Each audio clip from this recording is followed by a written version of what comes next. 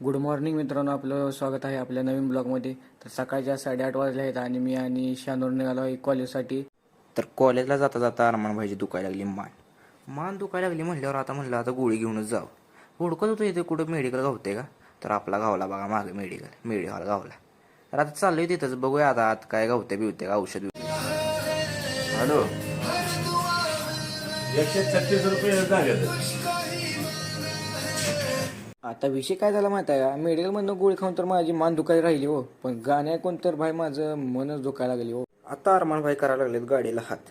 आता नशिबाने साथ दिली तर गाडीत थांबल, नाहीतर मग बघायचं काय करायचं काय नाही. अरमान भाईला गाडीत थांबण आहे, त्यामुळे म्हणलं आता मी माझं नशीब ट्राय करून बघतो. तर नशीब ट्राय करायसाठी मी आलो जरा इथं पुढं.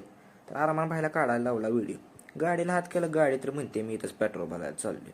तर आत्ता मला कळलं की माझं नशीब फुटका अरमानपेक्षा. शेवटी अरमान भाईला दिली नशिबानं साथ आणि थांबली गाडी. यांचा नादच करायचा नाही हो. नशिबानं साथ दिली म्हणून गाडी तरी भेटली. गाडीवर जाता जाता साईडला दिसला आम्हाला व्ह्यू. आता ते म्हणतात ना वॉटर व्ह्यू, तसं काय तर दिसायला लागलं आणि आता म्हटलं तुम्हाला पण दाखवूयात. मग घ्या की राव बघून. कॉलेजमध्ये तर आलो आणि बघतोय तर काय, दिनेश भाई पडलाय आपला आजारी आणि आता पुढे काय घडते ते बघण्यासाठी बघत राहा आमचा पार्ट 2.